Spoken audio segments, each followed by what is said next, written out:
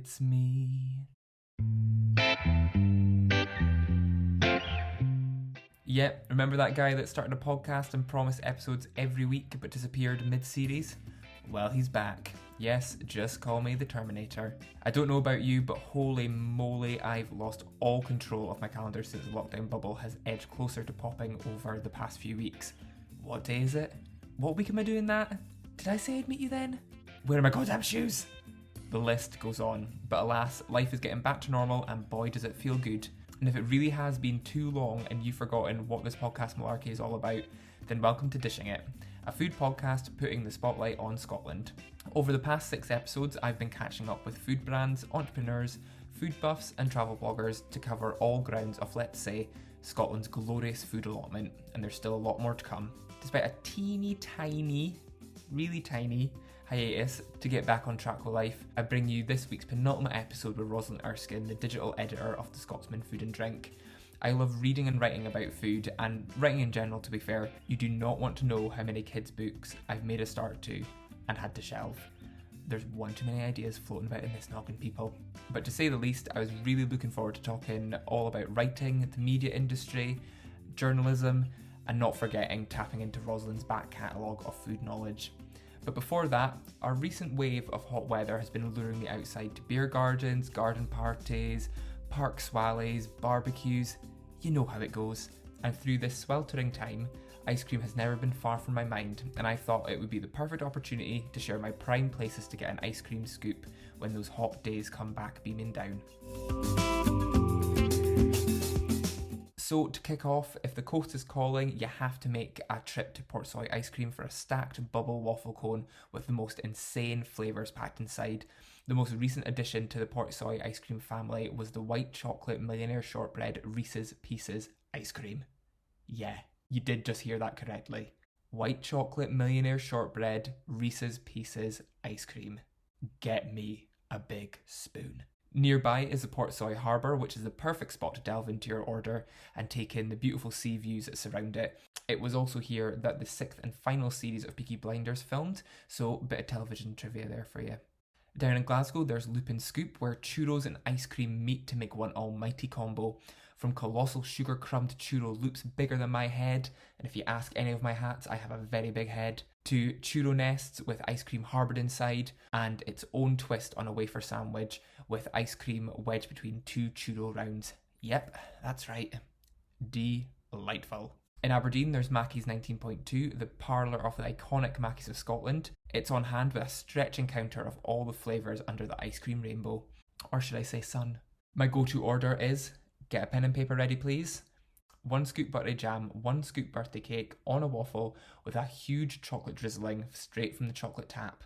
Many a time I've wanted to stick my head underneath that tap, Vicar of Dibley style. You know the scene I'm talking about. TV gold. Oh, also on top, you need white chocolate shavings too.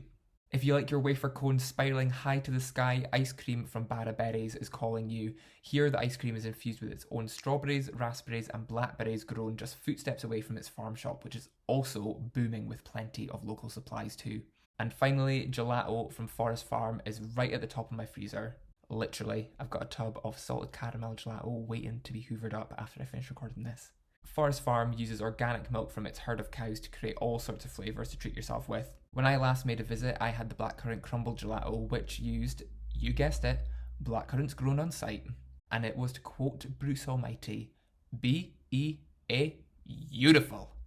So with all the food highlights out the way, and one too many voices and interludes, I don't know what the hell I'm doing in this intro, let's go on to this week's podcast.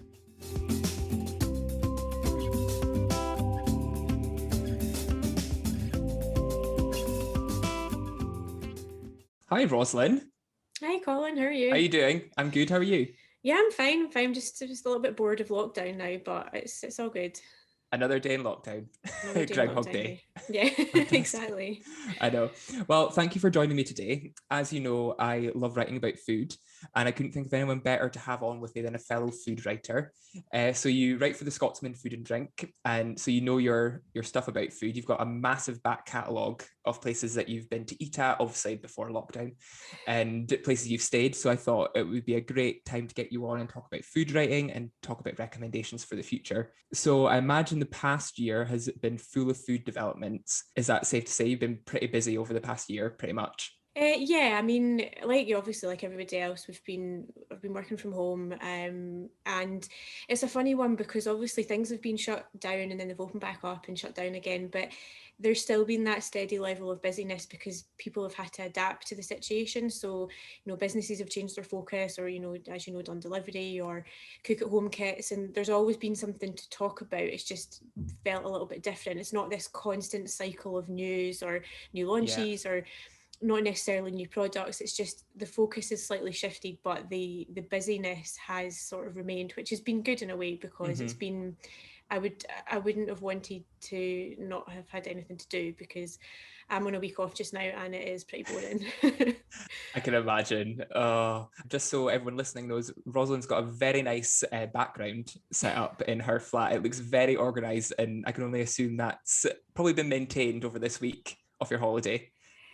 Yeah, I mean it's it's a little bit it's not really reflective of my whole flat right now because I'm looking at my dining room table opposite me and it is full of stuff.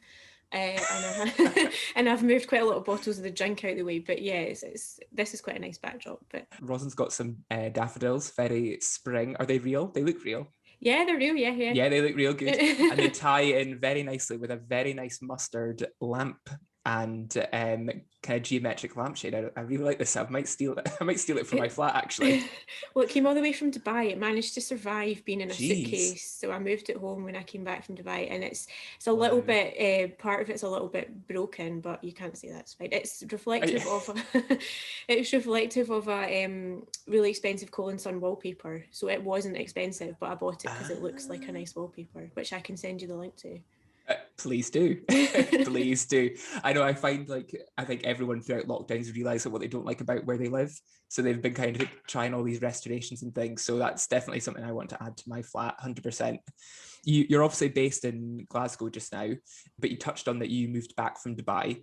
So that takes me nicely on to my first question about how you got into food writing, because I know Dubai was one of the places you lived when you were in your writing career. Yeah, so it's a bit random because I've obviously just mentioned a wallpaper, which people might be like, okay. I actually I started off working in interiors magazines when I graduated, which feels like a million years ago now. But I was lucky enough to get a job in a magazine when I graduated, which was 2008, right before the financial crash. But because I got into that from the start, I've maintained writing as a career.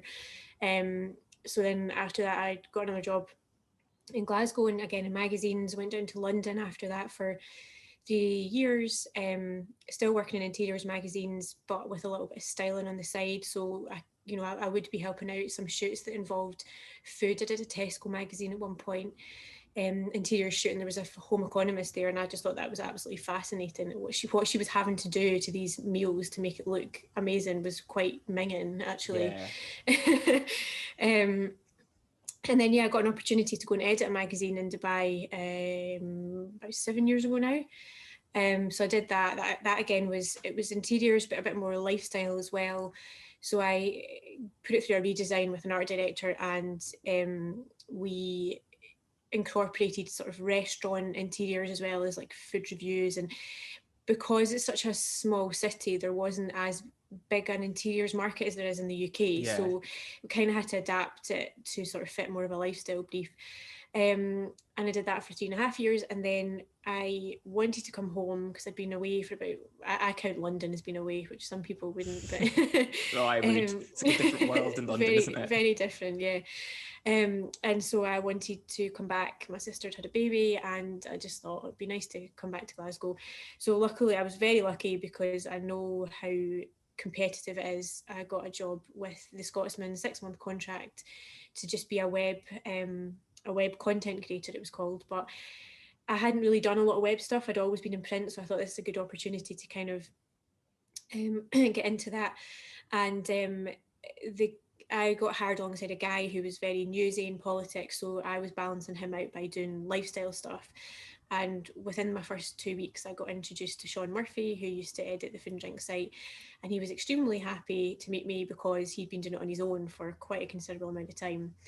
And now he's left. I am very aware of what that feels like because I'm now in his position. But yeah, it's one of those things that just it kind of happens through different jobs, meeting different people, just kind of going for different opportunities that came up. And the food and drink side was just because of my lifestyle background. I came back from Dubai, so obviously I hadn't been in Scotland for 3.5 years, but so it's been great. It's been great to see how the food and drink scene in Scotland has evolved since I left, even 7 years at the time I started my job, to what it is now. So I've enjoyed it so much, not more, but just I've felt more immersed in it than I think maybe I would if I hadn't not lived, if I'd been in Scotland the whole time and sort of seen it happening in Be a real bit time. removed from it. Yeah. Yeah, I know. I think that's like a great thing with the Scottish food industry. It is constantly evolving, and it seems like recently, probably in the past like 3 years, it's really boomed. Like it just seems like something's happened, and people have just realised, right, we've got like a great thing to shout about. Let's just keep on coming up with ideas and being creative and collaborating, and let's keep the food industry going, which I think is really good because we've got such amazing food products here as well. And you just reminded me of a story when you were saying when you were working with the food stylist and they were doing all these weird tricks and stuff. I remember on a press trip I organised, there was a food blogger who was there and they took food photography pictures. And obviously, and one of their things they didn't do it when we were there, but they were telling me about it. One of their things to make their food look like it's steaming was to get inside of a tampon and put boiling hot water over it and then stuff it in the food and then that would steam up. So that was I was like, well, that's a bit bloody minging, but I hope you ate the food after. yeah. I mean, yeah. We got random tricks. Yeah, I would never have thought of that, but that does kind of make sense if you really need and want that look. How do you discover that? How do you realize it's a tampon that does the trick for you? That's what I find bizarre. Would you say the writing industry, is it quite turbulent? Like you mentioned, like you started on a 6-month contract at the Scotsman. Is it a lot like that? Like, is it a lot of short-term contracts that you don't know how long you're going to be at a certain place before you move on to your next? Or because obviously digital's coming in, kind of print. There's always the headlines about print being not dead, but people don't read physical newspapers anymore. What's your take on that?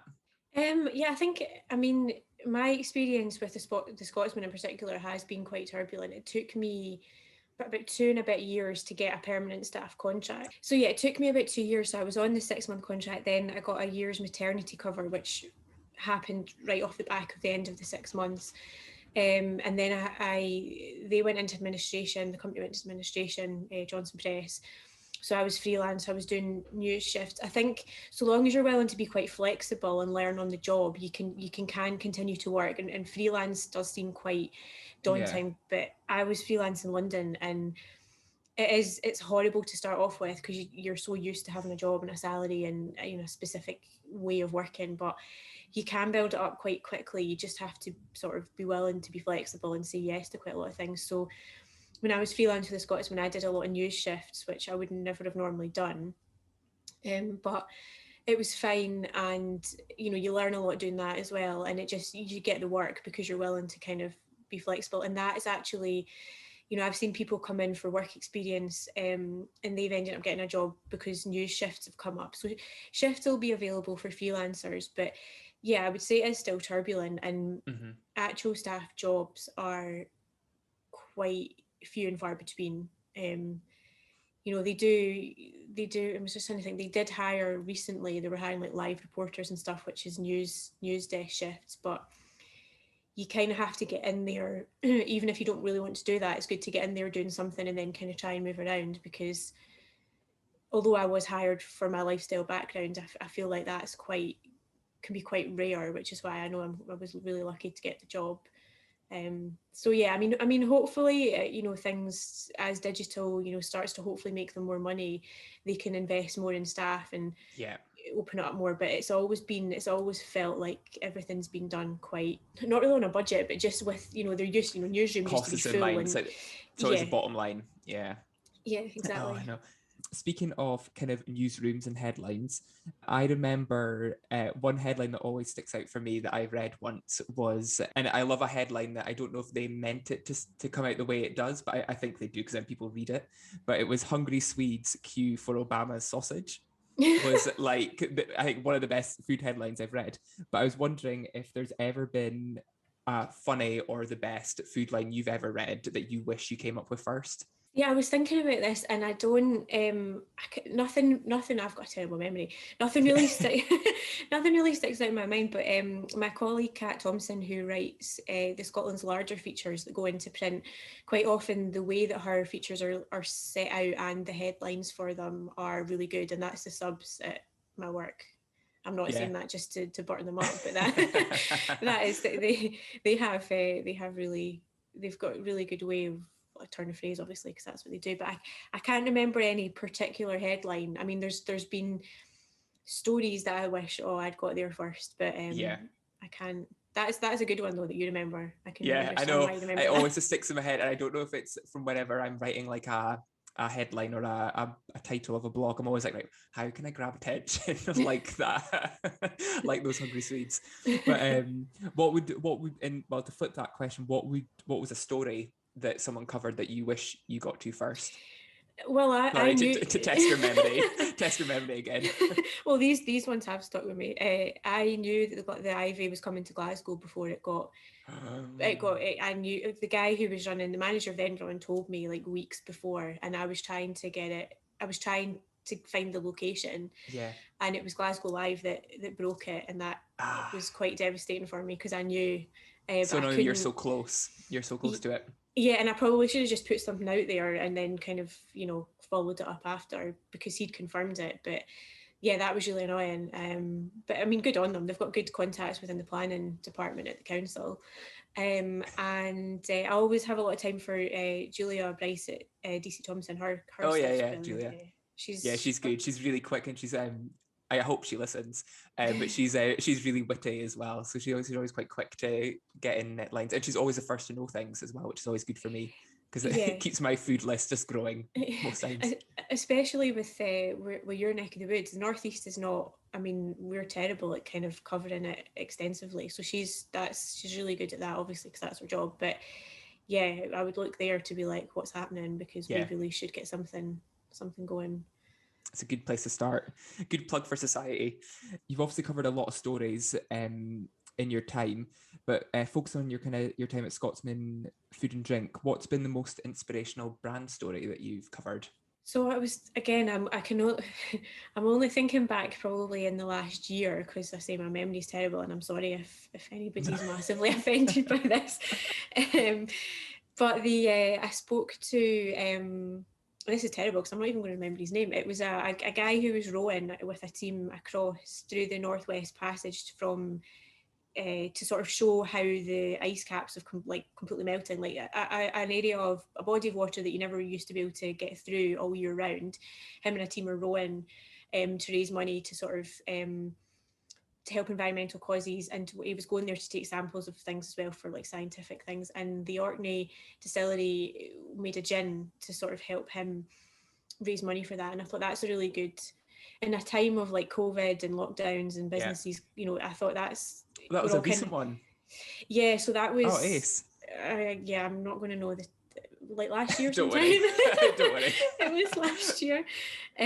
But I just thought that's big picture. Like I feel like we're all in this situation because we're, the planet is not in a good place. No. And the pandemic, I think, we'll be able to trace it back to like the lack of, you know, um, cutting down environments and just spreading everywhere. And I think there's a lot, we need to do something about it. And I thought him doing that is amazing, and it seems Yeah. impossible. And I thought that was quite inspiring.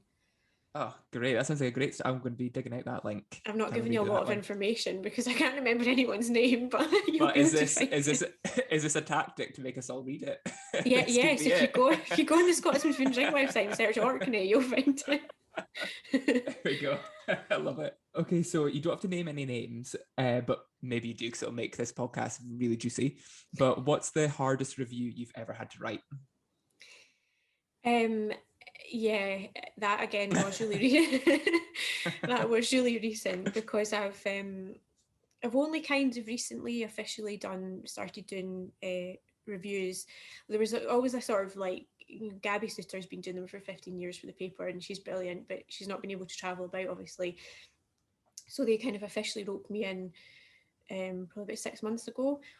And yeah, there was one recently whereby I had to say to the editor of the paper, it's not great. Like I'm being very diplomatic, but if you don't want me to do this because you don't obviously want to be really negative, and he was fine. He was like, no, just the whole point in a review is that you're honest. So I was honest, but I was very diplomatic. But it was a particular place, and I just wasn't quite sure where they're trying to place themselves. So that Yeah, was hard. I think that's like the thing I find difficult with food writing is I like to keep it positive. I don't like to like it makes my like skin crawl when like I see like like people who just like cut in to people like they go on Instagram and they're like, oh, I went here, it was the food was cold, blah blah, blah. And they just like telling you're like there's no need. You don't have to put that out there. Just don't like I choose if I have a negative experience somewhere, I just don't post about it. Or I don't write about it. But I've been a few times I've been to places and I've like had in my head, oh, I'm going to do a review, and then I still want to do a review because I want to help, but then writing it, I'm like how can I still be authentic but not lie? Yeah. But yeah, it's that thing. It's like, who are we to say we're not restaurateurs or whatever? People know what they're doing, but yeah, I think that is a challenge a lot of the times, and especially if like you're tied to it as well, that makes it even worse because you just feel like you're kind of just putting words in just to put them in. Yeah, there was no getting out of that one at all. So Oof. it was all right. And in the end, I actually felt like I was quite proud of how diplomatic I was because Mm-hmm. I'm the same as you. I didn't want to be like, and I didn't need to be, oh, this is terrible because it wasn't terrible. It was just a bit weird. And Yeah. that's even harder to say, I think, sometimes. Yeah, I totally agree. Back on to the positives, let's go there. So what's been a highlight theme from the food industry over the pandemic? Has there been anything that's kind of been the headline as such? Yeah, I've enjoyed how much people seem to be wanting to and shopping locally. So we couldn't go to our supermarket, so people were going to like their local convenience stores or buying like local veg boxes. And yeah, I think the number of UK veg boxes went up more than Yeah, it's crazy. 100%. Yeah, people were just signing up to like local produce, like the farmers market in Glasgow still going every couple of weeks, and it's completely heaving with people. And I just think it's good to support your local businesses, but also you're then eating more seasonally, so it's also good for like the environment and things. So yeah, I was quite pleased to see that, and I kind of hope that that continues because I know myself, like I was getting food delivery from a place in Edinburgh, and once like lockdown kind of eased in the summer, I kind of went back a little bit to Tesco, and then I've since been shopping a bit more in Glasgow. Not the same as like I wasn't. I'm not shopping the way I was in terms of going to the supermarket. But yeah, I hope everybody kind of continues because it's the I think within the pandemic and lockdown, it's like the good food that you can have at home that's Mm-hmm. really kept me going. Like getting a takeaway at the weekend is like the highlight of the week because Yeah. there's literally nothing Yeah. else. So It's a new summer holiday. That's how I yeah. view it. But I think that's so true actually. The shop local tag has definitely been a highlight for me as well. And seeing all, I think people like converting to try new things and try new places. And yes, sometimes the farm shops are a bit more expensive than if you go to Aldi or whatever, but actual quality of the stuff you're getting is so much better and you're helping local farmers. And as you say, I never actually thought about the seasonal aspect of it, keeping, and it's good for the environment, keeping it all and stuff that we always have. So, and it's really made me want to start an allotment as well, but I'd rather just let the farming community do that for me because I would struggle, I think. Yeah, well, I've got my name down in for an allotment in Oh, do Glasgow, and you? Ace. it's a 10-year waiting list though. So I Oh. don't think I'll ever get one. Yeah, you might wait quite a while. I'm probably moved. Yeah, yeah, maybe. Oh God. Well, let us know whenever you do get your allotment. So it'll be interesting to know. Has there been a business that has been born out of lockdown that has been a really great story that you've heard of? Yeah, so probably. So I mentioned I was getting food from a place in Edinburgh. I've seen quite a few like independent supermarkets popping up in Edinburgh. They're online. They've created really brilliant websites quite quickly. They're stocking things that you wouldn't normally get in the supermarket, so like local produce. So one thing I became obsessed with from this one particular place was that Groats oats muesli. So it's like a kind of Oh chocolatey yeah. one. Uh-huh.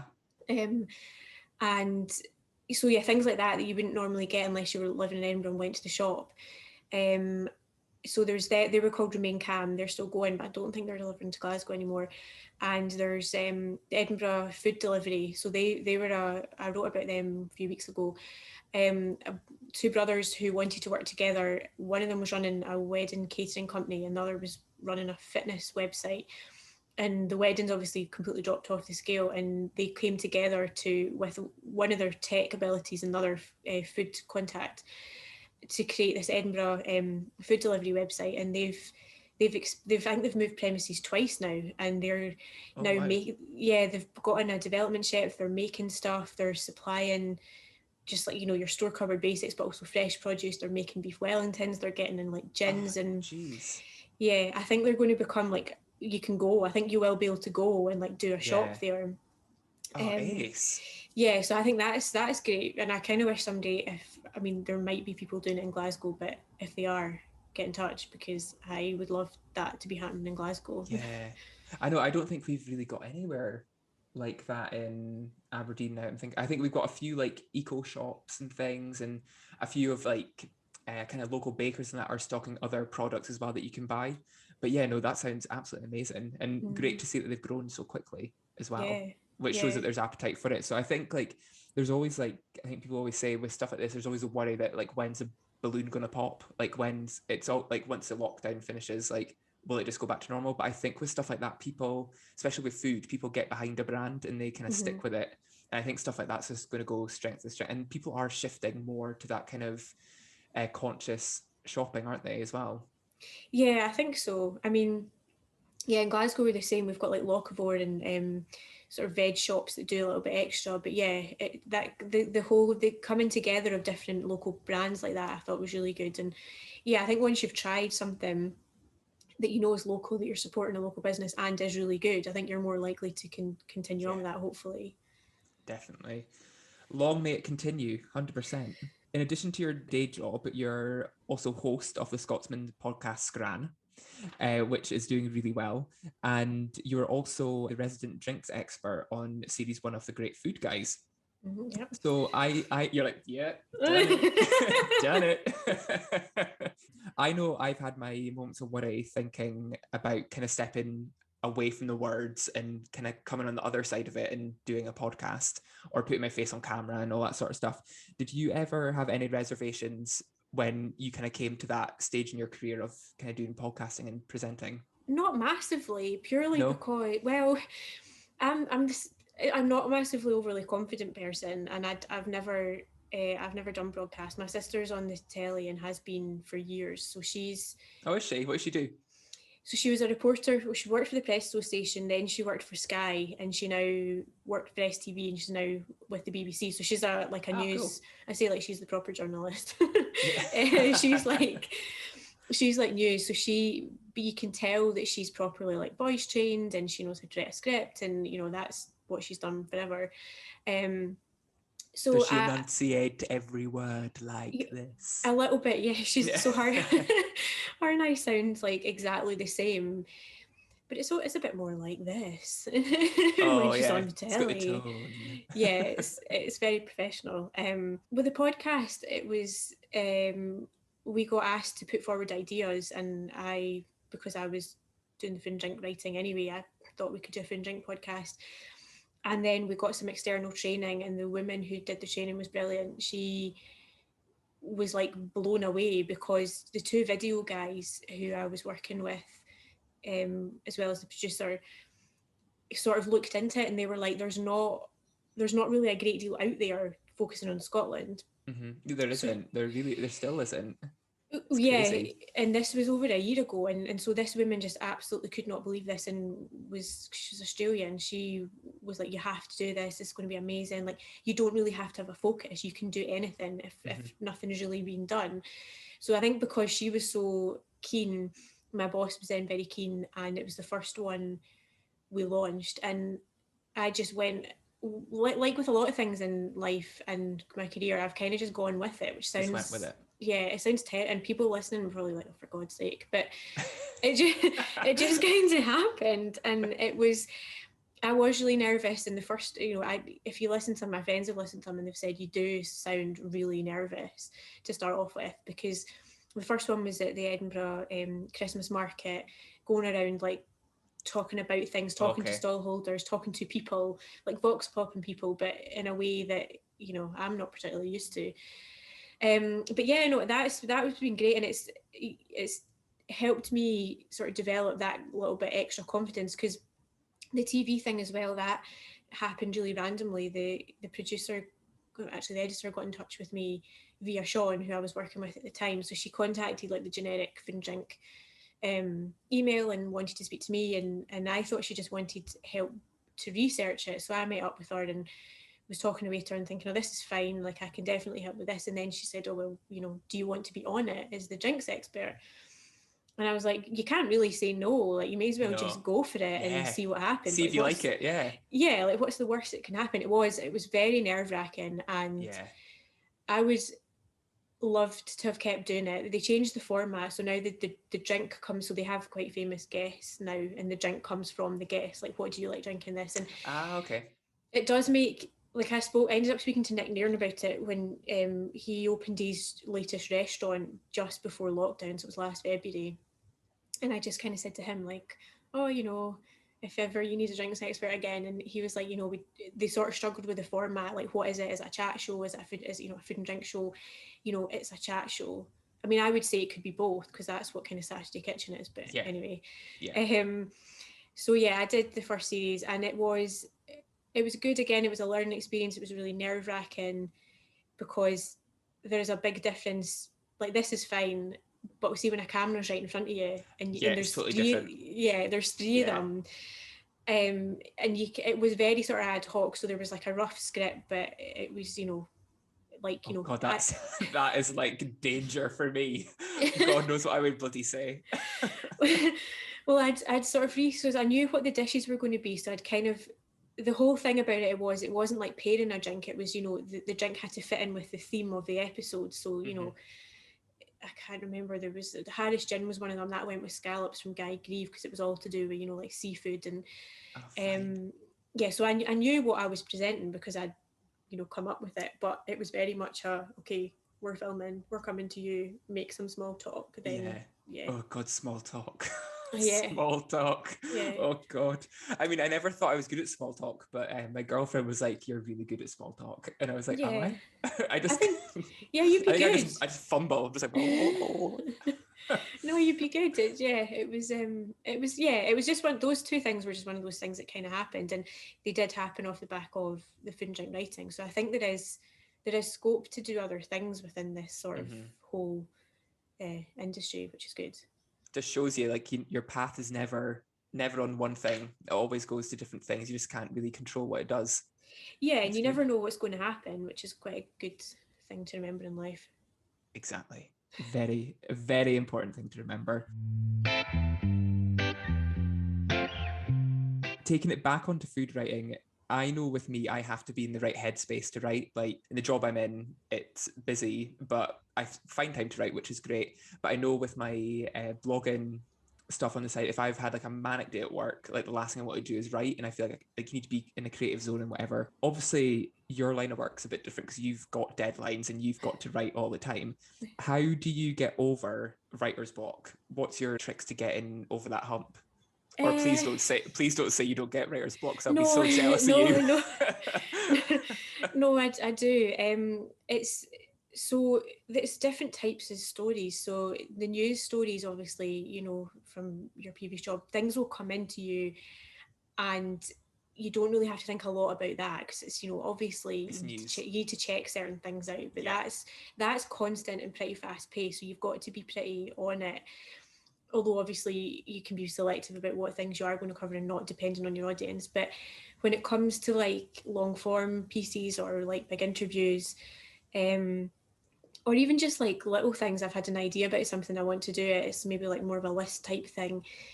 Yeah, there is a certain element of having to like psych yourself up to switch everything off. So switch off emails, go into a Word document. Obviously, yourself, you need to come up with like a good opening kind of line. But Yeah. with web, you're also trying to come up with something that's kind of SEO friendly. Yeah. Oh, I know. That's like a whole other ballgame. But no, I just try and focus and switch everything off. And in my head, I have, if I've got to do something, say after lunch, like switch everything off, and you're, for the rest of the day, you're not speaking to anyone, you're not doing anything else. You have to do this, like, because it has to be done. Yeah. So yeah, I do have it, but there's not an option to continue on with it. Like, you just have to do something, get something down, and it's, it might not be the best thing in the world, but Yeah. I mean, I hopefully know. it is. But if you keep thinking, oh, it's got to be amazing, Yeah. it'll never get anything done. I remember that was a thing in a previous job.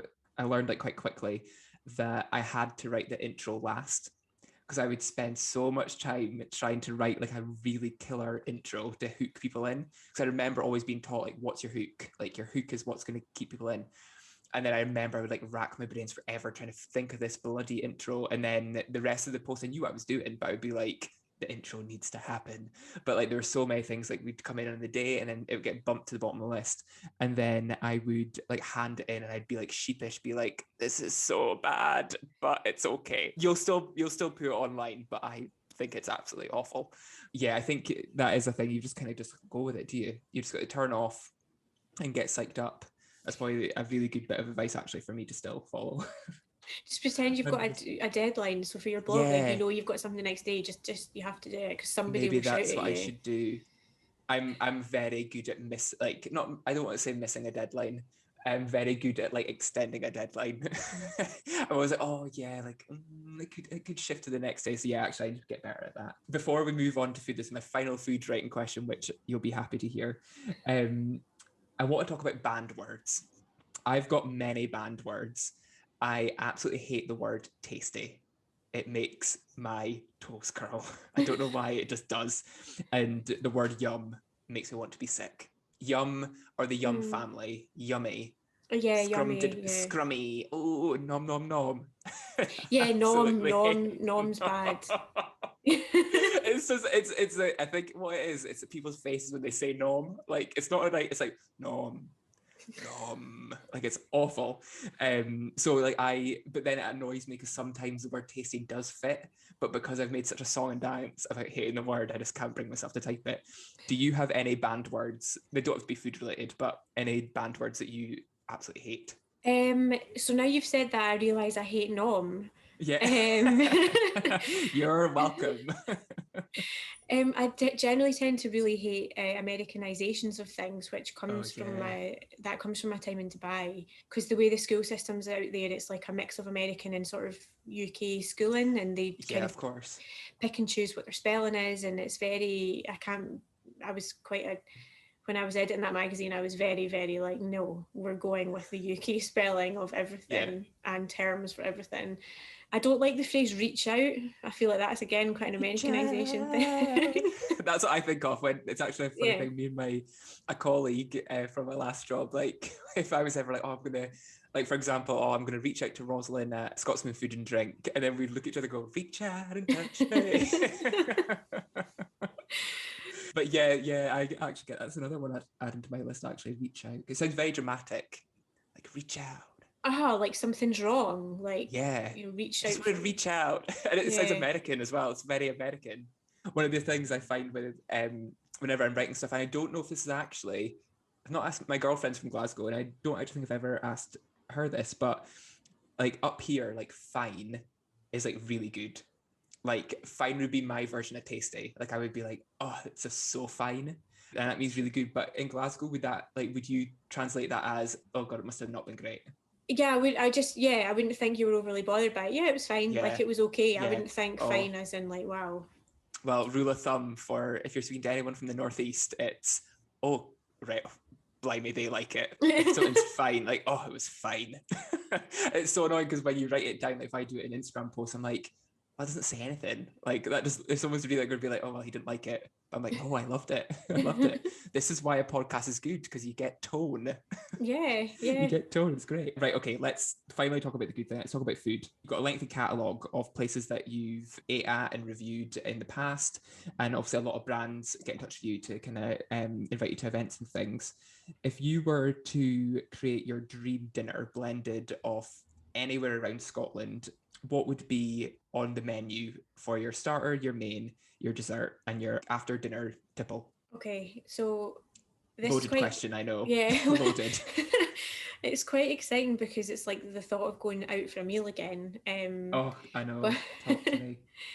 but I feel like because it's been so long, my answers are very much off the cuff. So Don't say McDonald's. No, Do not no. say McDonald's.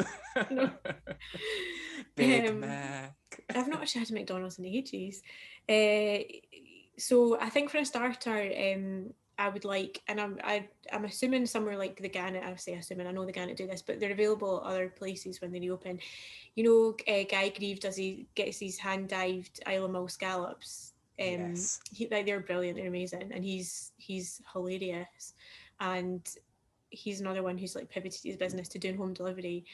And I got one of the first home deliveries from him, and the scallops were still in their shell and obviously still alive, and that was a complete learning curve as to how you deal with that. Jesus Christ. Yeah, they're really good, but yeah, definitely go to a restaurant. I mean, they now do them shucked for you, which is good, but yeah, I would have that in some shape or form. I would have them for my starter. And then I was thinking, I was actually going to give you another answer from Glasgow, but I need to widen my thoughts. Stay to Glasgow. If it's coming from Glasgow, stay from Glasgow. Well, I was going to say steak from Portree, but actually one of the things I've been missing, because I'm from Fife, so I'm from like a seaside town, and I really miss a good chippy. So probably the one from Anstruther, you know, the really famous one that's really good fish and chips for my main. Yes. What would you get? What would be your main? Probably just fish and chips. Yeah, fish and chips. Yeah, really nice. Good fish and chips with loads of vinegar and salt. Oh yes. So like, yeah, I'm the same. Like lots of vinegar, like that you get vinegar sweats. Yeah. That's when you know you've done a good job with your salt and vinegar. And dessert, probably Ballantager up in Berkshire have they've got a cook school. And they do amazing brownies. So if you go up there, you can go up there for a class, or you can go and stay. They've got a couple of rooms. And for Mother's Day a few years ago, my mum and I did a bread class up there, and we had like coffee and brownies when we started, or like halfway through, and yeah, they're good brownies. Ace. We probably should have said. Was it just plain brownies, or was it like a combination of different flavors, or was it literally just a standard dark chocolate brownie? I think they were just dark chocolate. They had like dark chocolate chips through them, and were like really gooey and like really thick cut. Oh, they were just really good. As you can tell, my ears have pricked up at dessert. And well, you can I think they've got like a pop-up shop somewhere in Aberfeldy, which again I can't go to. Oh, love Aberfeldy. But yeah, great place. They're really good. I feel like I definitely should have said some like fine patisserie there, but I can't remember the last time I went out for like a proper meal like that. So I know. Let's not think about it. No, it's too depressing. Go in a downward spiral. And what would be your after drink tipple? Well, I've actually just come from a Glenfiddich whiskey tasting. Oh, amazing! Yeah, and their Grand series, I'm probably saying it wrong. It probably should be Grand. Their Grand Cru, which is a 23-year-old finished in cuvee wine casks, is very nice. They've got a new one coming out, which we can talk about because this will be out after tomorrow, which has been finished in exclusive. I'm going very to excited. Yes, that's the country. They've got a new one, which is so they've got a 21-year-old, which is really good, which is finished in Caribbean rum, but the new one is a 26-year-old, and it's finished in rare French cognac casks, and it is Grand Couronne, which I'm probably saying wrong because I didn't do French. So yeah, all of them are a lovely after dinner whiskies because they're really smooth, they're not too strong, and yeah, they're just really nice. If you don't think you like whiskey, you're not going to get like that weird afterburn. It'd just be like a nice way to finish a meal. I think that's the thing with whiskey. I think a lot of people just assume it with being really strong and really like right at the back of your throat and like, oh no, it's like burns. But I think like I've kind of recently, over the past few years, kind of gotten more involved with it. My brother-in-law is like really big on whiskey. And like there's so many, you just need to find your flavor. You need to find what one. Like I like a really peaty, kind of smoky one. But I went to the Glengarry distillery and they do a really nice wine cask one, and it was a really dark kind of ruby kind of taste to it.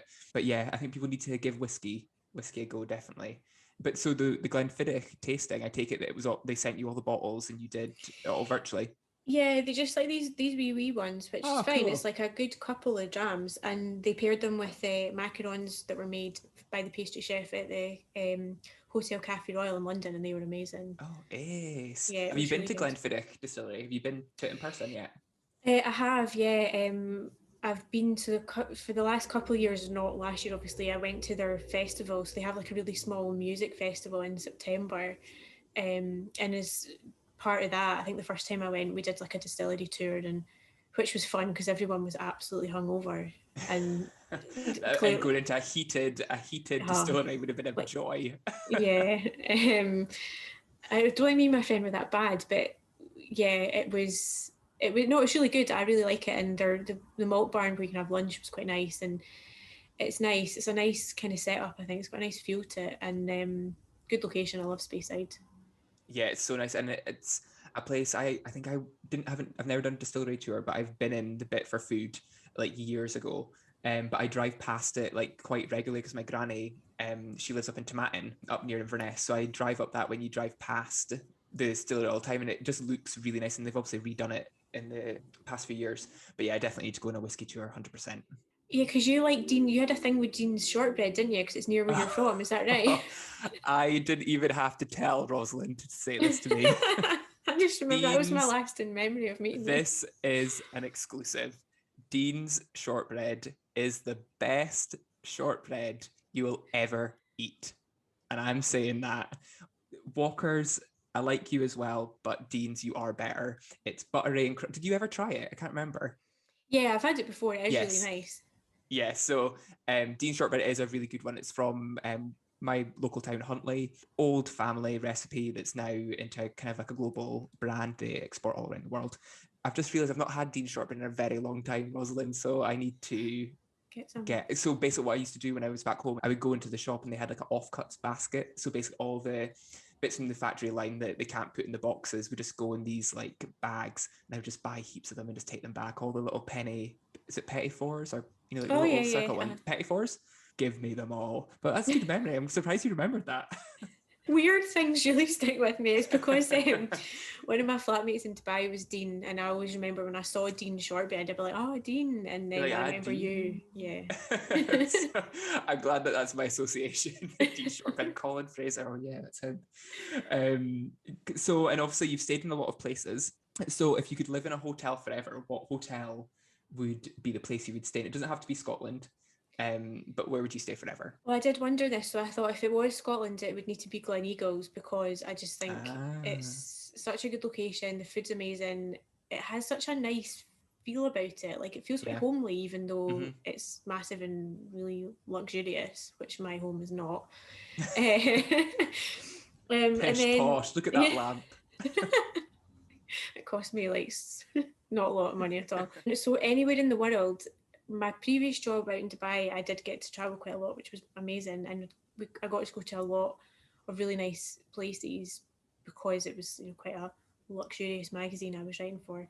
But I think probably I was thinking about this. So there was a lot of nice places in Dubai, but Dubai's too hot. So I think probably Europe, and I'm going to not pronounce this right, so apologies to anyone who's Italian. But there's a place called Su Golagon in Italy. I think it was in Tuscany.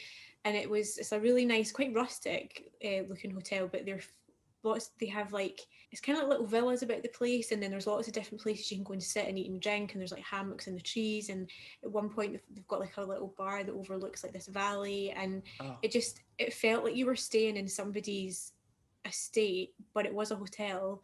oh, The nice. food was amazing, the wine was amazing, it was like very relaxing, it was lovely. I'd like to go back there and live there. Oh, it sounds like one of those places. It's like a postcard. Yeah, it was brilliant. Oh God, that's just made me want to go on holiday even more. I know, me too.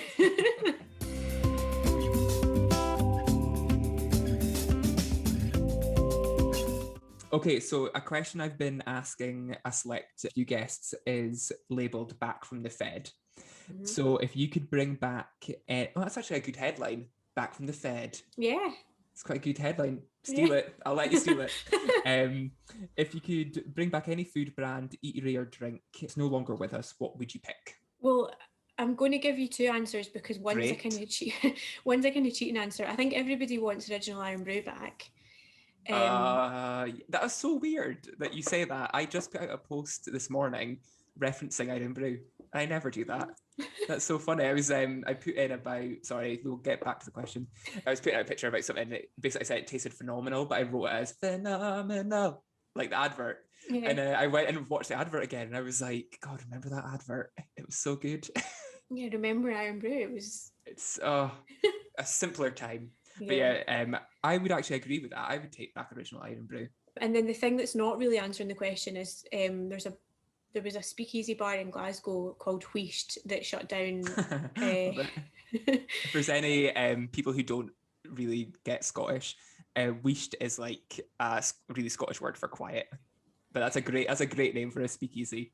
Yeah, it was the two guys running it where their cocktails were brilliant, and they were like making a lot of their own syrups, and they were really, so they'd come over to your table and be like, right, so what's your base spirit? And so their menu just had like 3 things on it or 4 things on it that were like ingredients, and they talked to you about like what you normally like to drink. Do you want it like sweet, sour, short drink, long drink, whatever? And they would just create you a cocktail.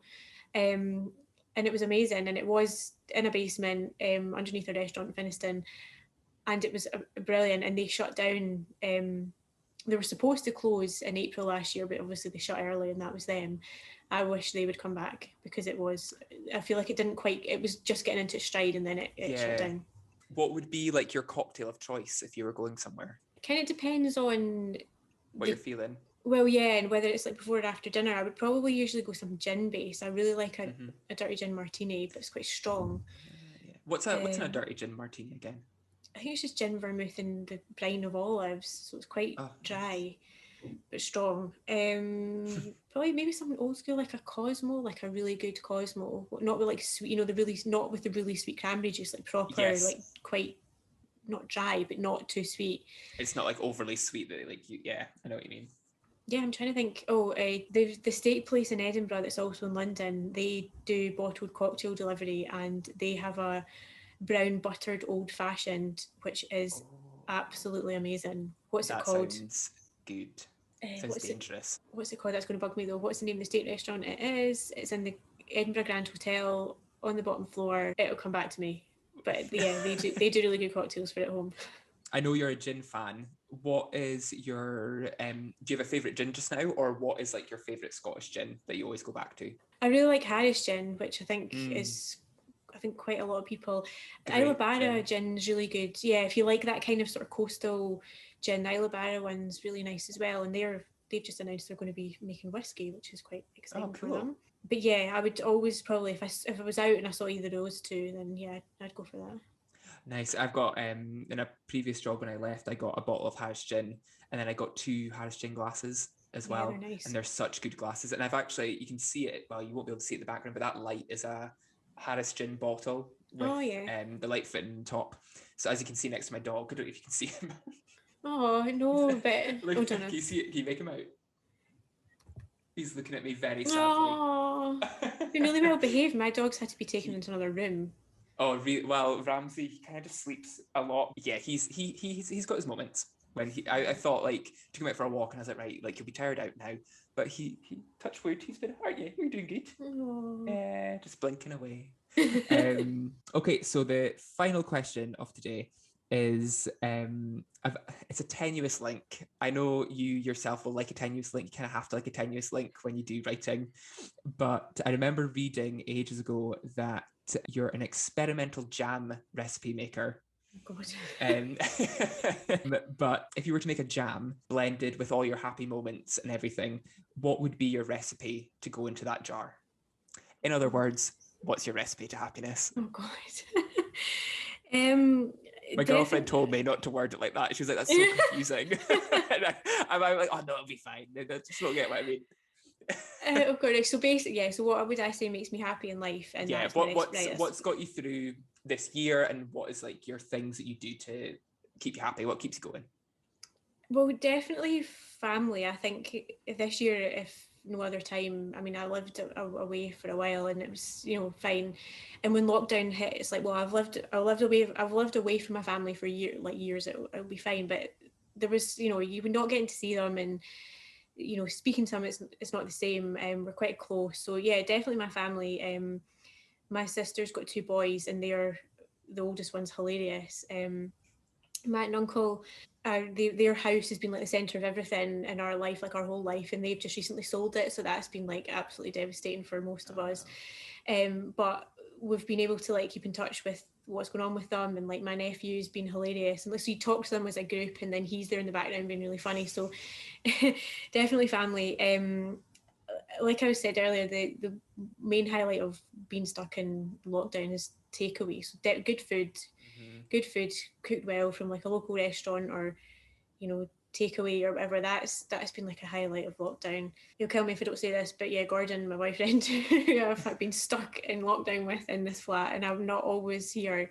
Yeah, you'll probably know yourself. It's your relationship is tested massively when you're stuck together. And I'm in a flat. I think you're in a flat. There's not an outside space. It's a two bedrooms. There's nowhere for anyone to go. Yeah, I think it's one of those things. Like me and my girlfriend actually got together through lockdown, so we met on Tinder like at the start of pretty much, I think it was like April last year, and then it's kind of like went on since then. So now we live together.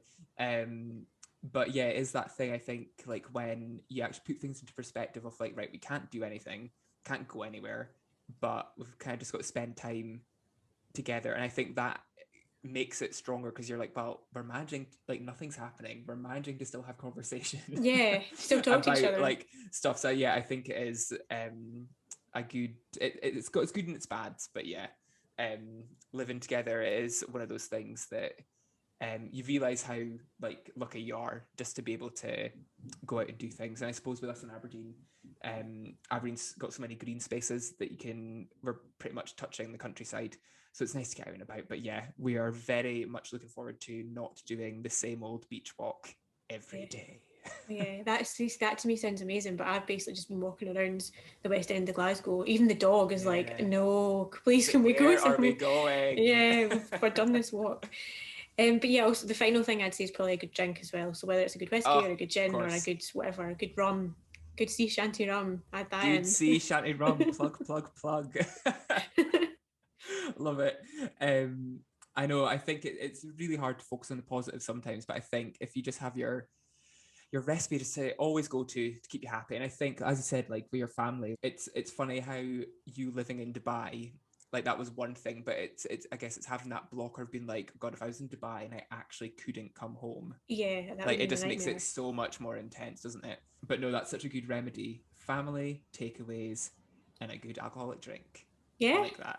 Oh, and your partner as well. Oh yeah, but I kind of have to say that because he's. But no, obviously, yeah, he's a big part of it. But yeah, he's part of the family. Oh, amazing! What a good place to finish on tonight, and I hope you've got a big glass of something waiting. Yeah, definitely. I'll finish these Glenfiddich whiskies, and yeah, I'll probably crack open a gin tomorrow. Oh, quite right. Well, it's been great to talk to you, and thank you so much for joining me today, Rosalind. You too. Thank you very much. Okay. Thanks for having me. Thanks. Bye. Bye.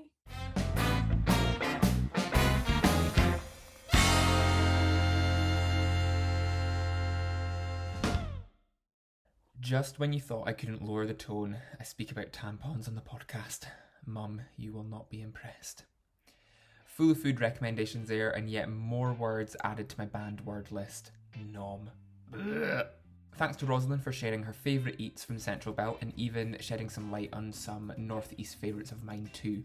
All great to hear, and the list is endless for me now. That takes us to the end of the penultimate episode of Dishin It, and for my final episode, let's go bougie and call it the finale. I'm catching up with Lindsay from Smoke and Soul, Aberdeen's answer to wood-fired meats and smoky goodness. We talk all things food, obviously, riding the pandemic wave, collaborations and new chapters as her and her partner Corey set sail with a new sparkly project for the business. You won't want to miss this one.